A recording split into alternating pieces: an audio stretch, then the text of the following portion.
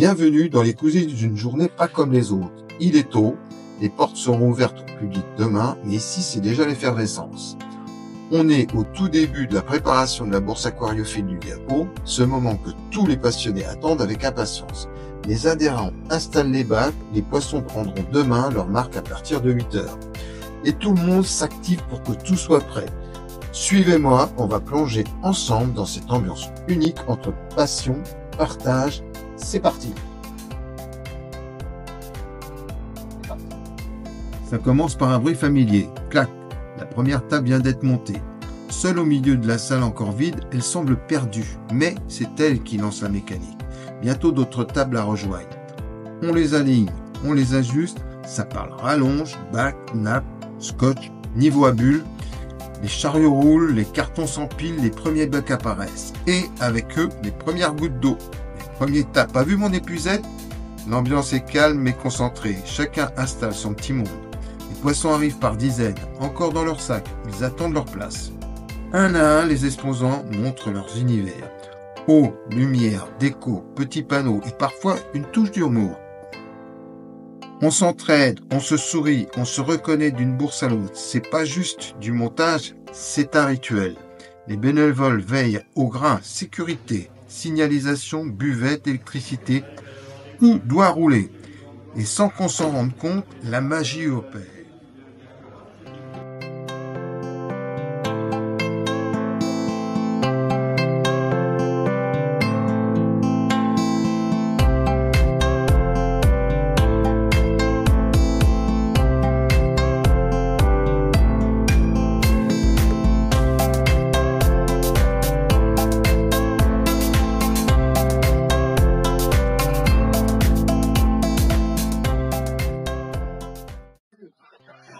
Et bonjour les amis, ici Dams pour l'Amicale Sudiscus. Donc aujourd'hui, je suis en déplacement avec donc les amis de l'association Amicale Sudiscus à la bourse du Gapo, organisée à la Farled par le club du Gapo, qui initialement était un club de hier. Donc on est sur le 18e événement. C'est un club qui est bien connu de la région toulonnaise. Donc vous avez une bourse qui a quand même pas mal de spécificités, notamment vous avez un peu de terrariophilie. Donc on va vous faire découvrir un peu tout ça, comme la dernière fois à Saint-Christophe-les-Alès. Donc à tout à l'heure pour le tour de la bourse. Alors au premier de notre stand de l'Amicale Sudiscus, avec tous les copains qui sont là. Donc ça c'est Jean-Pierre, mon copilote de la dernière fois. Donc voilà. Donc là, ça a bien descendu parce que forcément, on a commencé à vendre ce matin, mais on a été un peu débordé. Je vous rappelle toujours notre rencontre à la Seine-sur-Mer le dimanche 29. Donc vous voyez, on a un stand qui est vraiment sympa. Et là, vous avez les bacs à Gilles avec toujours nos discus. Coucou Gilles. Salut tout le monde. Qui vous a fait une petite vidéo hier pour le montage.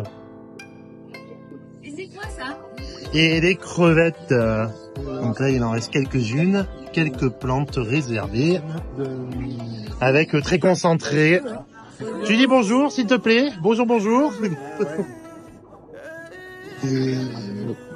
Donc voilà. Donc on retrouve nos amis de la CIL qu'on a rencontrés il y a 15 jours. Donc là, vous avez les bêta placates, vous voyez. Toujours aussi sympa. Et du bêta picta. Voilà. Donc encore une espèce sauvage comme je vous avais expliqué.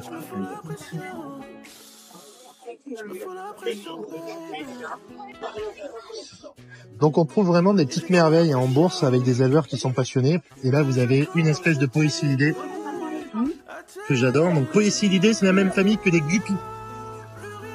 Et les platis et les xyphos qui sont les exemples les plus connus. Là, c'est du Linia perugiana. Donc pareil, pour reconnaître un mâle d'une femelle, vous allez voir, là vous avez un beau mâle, et vous allez voir en fait son organe reproducteur qui s'appelle un gonopode. Et vous avez les femelles là, que vous voyez bien devant, avec une nageoire anale qui est ronde. Voilà. Donc c'est des poissons qui sont vraiment magnifiques. et les mâles en parade vont avoir leur dorsale noire qui va se lever. Donc on continue chez les Poecilidae avec du Poecilia. Et donc ça c'est une forme sélectionnée d'Endler. Donc Endler a été un docteur allemand qui a sélectionné une espèce de guppies sauvages qui sont les Poecilia wingés. Donc ça, c'est un de mes premiers cycridiers fluviatiles d'Afrique de l'Ouest. Là, vous avez des très très beaux Stetocranus casurus. Donc, pour différencier les mâles des femelles, alors bien sûr, vous avez la taille adulte où vous avez les mâles qui ont la bosse, avec des nageoires très longues. La bosse, chez les cyclidés, on appelle ça une gibbosité. C'est pas de l'os, c'est pas du cartilage, c'est en fait de la graisse. Et vous avez les femelles qui ont en fait des taches noires sur la nageoire dorsale. Vous voyez? Donc Stetocranus casurus, il a une particularité, c'est qu'il a la vessie natatoire qui est atrophiée. Ce sont des poissons rapides qui ne vont pas nager en pleine eau, mais qui vont faire des sauts. Donc vous avez ça sur pas mal d'espèces de cyclidés et d'autres espèces en fait qui sont adaptées au rapide. Donc c'est pour ça que dans la rivière, vous allez plutôt les trouver dans les rochers où vous avez du courant. C'est des poissons qui se reproduisent extrêmement bien en aquarium. Adultes, ça fait des poissons qui sont bleus, magnifiques. Et c'est un peu rare parce que c'est passé de mode. Pourtant, c'est vraiment des merveilles. Donc là, on repasse. Vous avez un mélange Amérique centrale, Amérique du Sud, avec du Corydoras. Donc vous avez un peu de panda. Alors, ici, vous avez des Corydoras. Donc Corydoras palliatus et Corydoras panda. Corydoras palliatus, c'est un poisson dans le sud de la France que vous tenez à l'année dehors. Et donc là, vous avez des grosses femelles, là, notamment. Ça, c'est une femelle. Et vous avez Corydoras panda. Vous avez Ancystus dolichopterus albinos. Et bien sûr, quelques Glypholia. Alors, un poisson que je connais bien. La Etacara, la Manellus. Donc ça, ils sont pas du tout colorés, mais là, vous avez la photo. Voilà, c'est très très beau poisson. Hein. Donc la Etacara Manellus, on est sur du cyclidé nain amazonien. Ça se met bien avec les scalaires, moi j'en ai à la maison, c'est vraiment des poissons qui sont sympas. Et vous avez de la Pistogramma, SP Maragvida, que j'ai aussi à la maison. Là, vous avez une petite femelle, et là, vous avez un magnifique mâle. Hein. Voilà. Donc moi, j'en ai aussi à la maison, c'est des poissons qui sont vraiment extrêmement intéressants. Donc là, on passe à du bêta. C'est du bêta que j'adore, c'est du bêta rubra. Donc ils sont un peu stressés, mais là vous avez la vidéo du bêta rubra. Donc incubateur buccale, acidophile. Donc ça c'est vraiment des poissons qui sont extrêmement intéressants. Et pareil, ça veut dire que vous pouvez maintenir des couples sans aucun problème. Il vous faut entre 30 et 50 litres. Et donc chez ces bêtas-là, vous avez forcément le mâle qui est très coloré et qui est... C'est lui qui fait l'incubation, vous voyez là hein, sur la photo, et la femelle qui est beaucoup moins colorée. Bêta rubra. Et bonjour Rémi, donc on est avec un des membres du club du Gapo, qui est l'organisateur de la bourse. Oui, un peu comme moi. Voilà, mais qui est en fait le responsable, on va dire, de la bourse. Le référent bourse. Donc voilà, bah écoute Rémi, parle-nous un peu plus de cette 18e bourse du Gapo. Il faut comprendre ce que c'est un succès. Il y a quand même pas mal de monde, hein, on peut dire des centaines de personnes.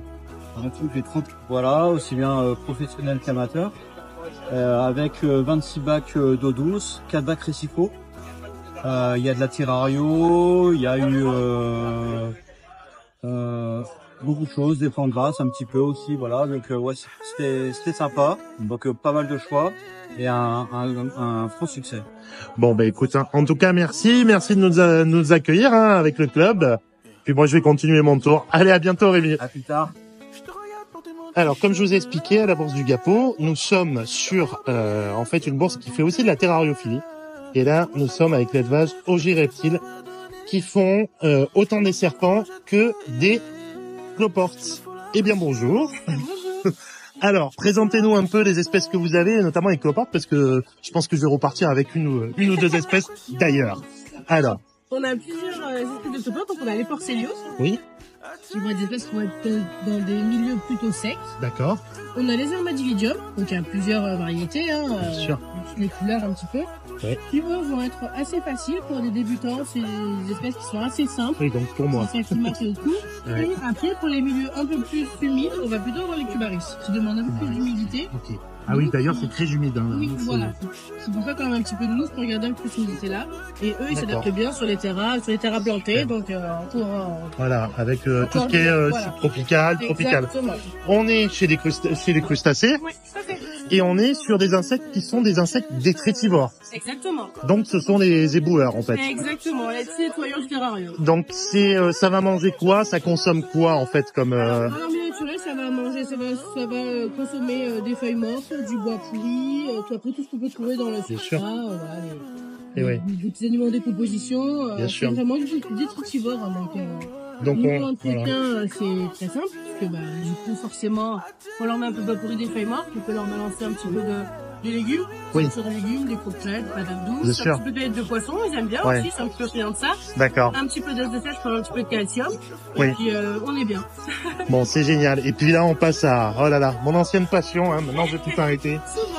Alors, c'est ça, exactement. Ça va ensemble en général. Alors malheureusement, hein, ce sont des reptiles qui ont toujours mauvaise presse parce que les gens en ont peur. Et pourtant, Ouais. c'est des animaux qui sont juste génialissimes. Hein. C'est vrai. On est bien d'accord. Donc Souvent, c'est parce qu'on les connaît mal. voilà. Donc là, on a en fait le genre des pitons. Donc pour dire, c'est en fait vous avez les plus grands serpents au monde, à part les anacondas qui sont chez les pitons, notamment le réticulé, qui est un des plus grands serpents au monde, me semble-t-il.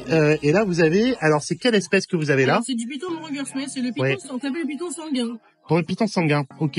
C'est assez proche des pythons Régius ou c'est du tout, d'accord. C'est pas la même, alors on peut les maintenir sensiblement Pareil, pareil. d'accord, Le python russe va être un peu plus nu, enfin un peu plus sec, pardon. d'accord, C'est plus Afrique. Ça va être plus Sumatra, Bornéo. d'accord. C'est vraiment Donc on est en plus- Asie, donc on est en tropical, en forêt humide. On est un peu plus, Ok. mais ils supportent quand même de la maintenance un peu plus sèche. D'accord.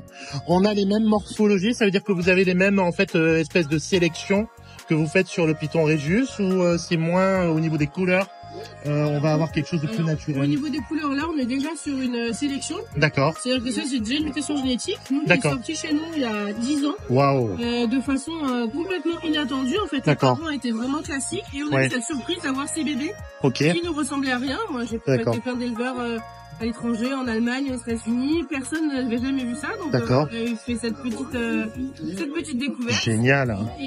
Et du coup, voilà, on a réussi à fixer ça. Et vous avez des magnifiques merveilles. Taille adulte?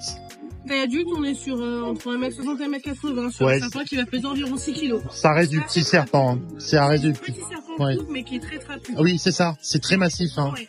Et C'est c'est très massif. strictement terrestre. Donc ça Ça- a une mauvaise réputation parce que ça n'aime pas les manipulations. Oui. Il n'est pas à l'aise en fait. Contrairement à un Régus qui va se tenir, Oui. eux ne se tiennent pas du tout. Non. Donc forcément, quand on les tient, ils sont pas à l'aise. Donc Il du coup, stresse. voilà, ils stressent et comme Et ça, c'est là, ça mord. Ça peut mordre. ça peut. Alors que c'est des animaux qui sont juste génialissimes. Absolument. C'est toujours pareil. Avant de prendre ces animaux-là, il faut se renseigner, il faut potasser, il faut rencontrer les passionnés. Ce sont des animaux qui sont pas plus dangereux qu'un chien ou un chat. La seule chose, c'est qu'il faut bien connaître ces espèces parce que vous êtes sur des animaux qui n'ont pas les mêmes réflexes que des animaux, on va dire, du chien, du chat, du hamster. Alors qu'il n'y a aucun souci, il n'y a aucune dangerosité sur ces espèces-là. Absolument pas. C'est pas des serpents qui sont venimeux.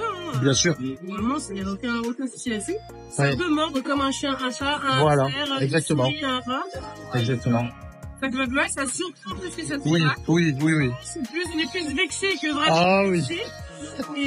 Et après, voilà, faut se dire qu'à 80, on va dire 19% du temps, quand on se fait mordre, c'est parce qu'on a fait une erreur. Exactement. C'est un excès de confiance. C'est ça. C'est vraiment Voilà. pas peur. Non, c'est sûr. Comme beaucoup de morsures hein, sur des animaux comme ça. Et vous avez une autre espèce devant. Alors ça, c'est très rigolo. Alors ça, c'est des boas des sables, c'est des petits Oui, serpents fisseurs. j'adore.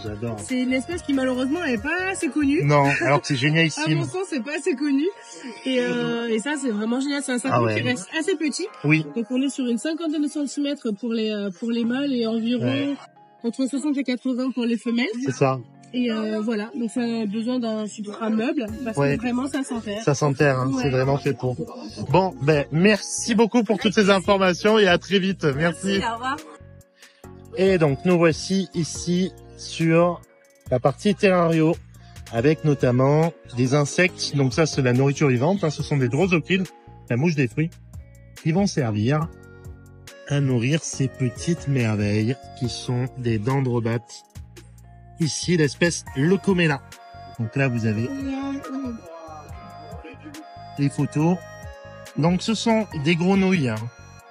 Donc des amphibiens, mais qui par contre ne peuvent pas en fait vivre vraiment en milieu aquatique puisqu'elles vont se noyer et qui vont vivre dans la forêt tropicale amazonienne.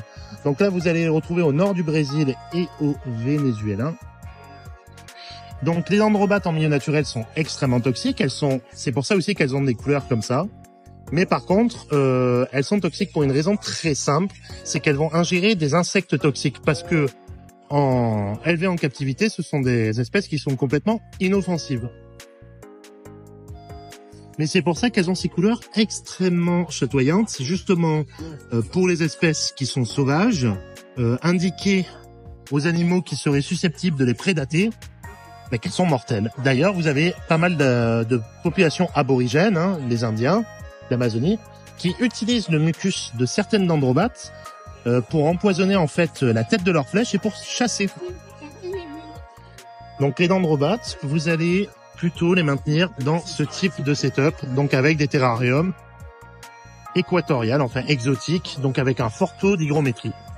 Vous voyez, ça c'est un terrarium qui est tout neuf, là, qui a été créé. Et donc là, c'est vraiment typique, donc avec de la litière au sol, des feuilles. C'est des espèces qui vont plutôt pondre en fait dans des petites réserves d'eau, notamment au niveau de plantes comme les broméliacées. Les broméliacées, c'est la même espèce que les ananas. Voilà.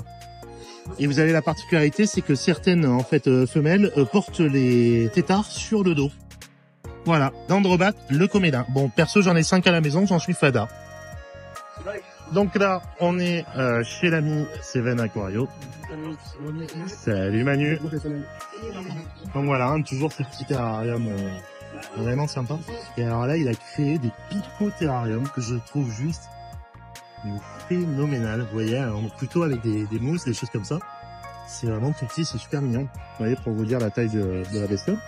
Et puis, il fait un partenariat avec Elfica Botanique. Et là, vous avez pas mal de plantes de collection, et notamment des très belles collections de bégonias.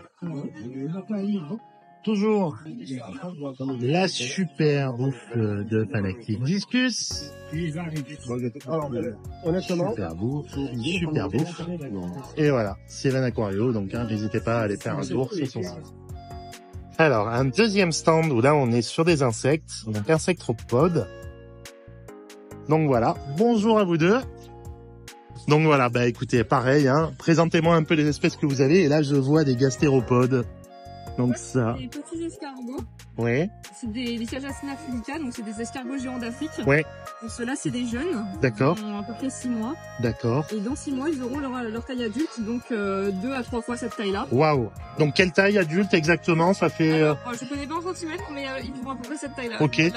Et en poids, juste comme ça, est-ce que vous avez une estimation? Ça peut être... Ouais, c'est ça. Alors ça mange quoi, ça, comme bestiole? Alors là, on voit qu'ils ont de la courgette. Ah bah oui, forcément. Ils ont bien grignoté. Ouais, ok. Après, ils mangent aussi de la carotte, du concombre, de la pomme, de la banane. En fait, ils mangent un petit peu tout ce qu'on leur donne, sauf l'aubergine. D'accord. Donc on est vraiment sur on va dire de l'herbivore strict. Au niveau du grossissement, ça grossit, ça devient adulte en combien de temps? De la naissance à la taille adulte, c'est entre 6 mois et 1 an et demi selon la quantité qu'ils mangent. Ah la vache, c'est hyper rapide quand même. Donc je présume là, on les dîne pas sur le calcium? Voilà, là il faut leur donner. Bon là ils vont un petit peu monter. Ouais, d'accord, ok. Mais ça se rattrape ça. Hein. Ça se rattrape après. Ils sont jeunes. C'est des escargots qui vont vivre plutôt en milieu forestier ou c'est quoi leur habitat? Alors, on a à peu près tous les habitats parce qu'ils s'adaptent très rapidement. C'est pour ça que c'est une espèce très invasive. Et oui, forcément. Donc ils préfèrent les milieux très humides. Oui. Donc la forêt, les sous-bois.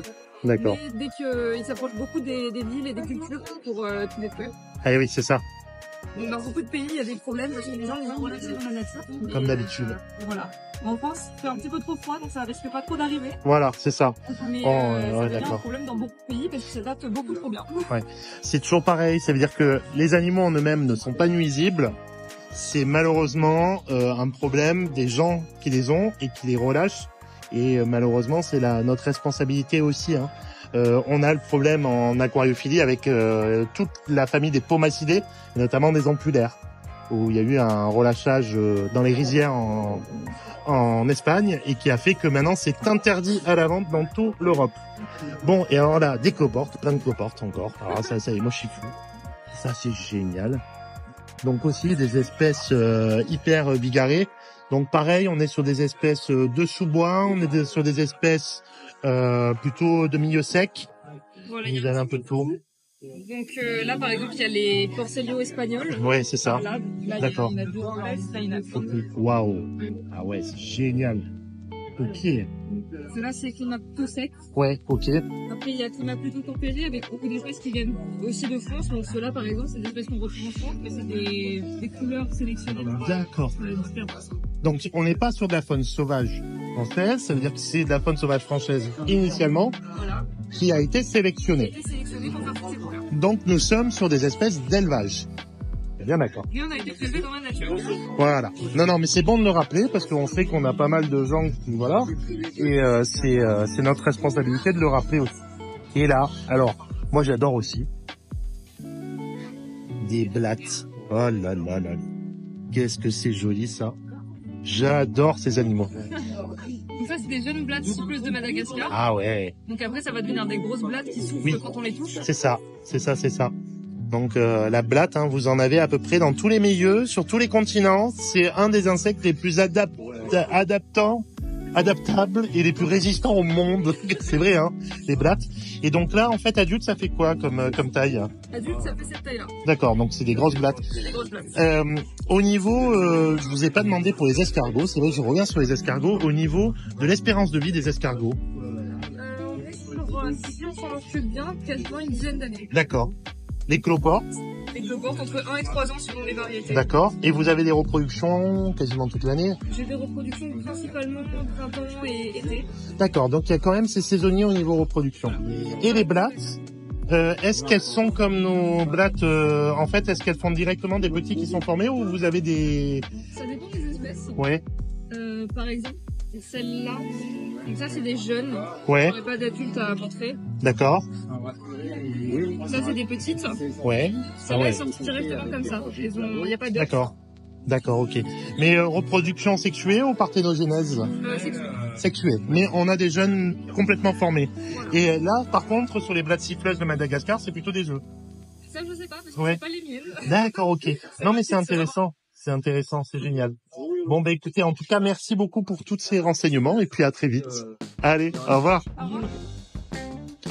Donc, comme prévu, me voici rentré de la Bourse du Gapeau avec une nouvelle espèce. Donc ça, c'est de l'Armadillidium gestrua. Excusez-moi. Donc voilà, ils vont aller dans un petit setup, donc un petit terrarium exotique. Donc encore un grand merci au Club du Gapeau pour cette très très très belle bourse. On vous rappelle donc notre réunion du 29 juin à la Cine-sur-Mer pour l'Amicale Sud Discus. Et je vous dis à bientôt.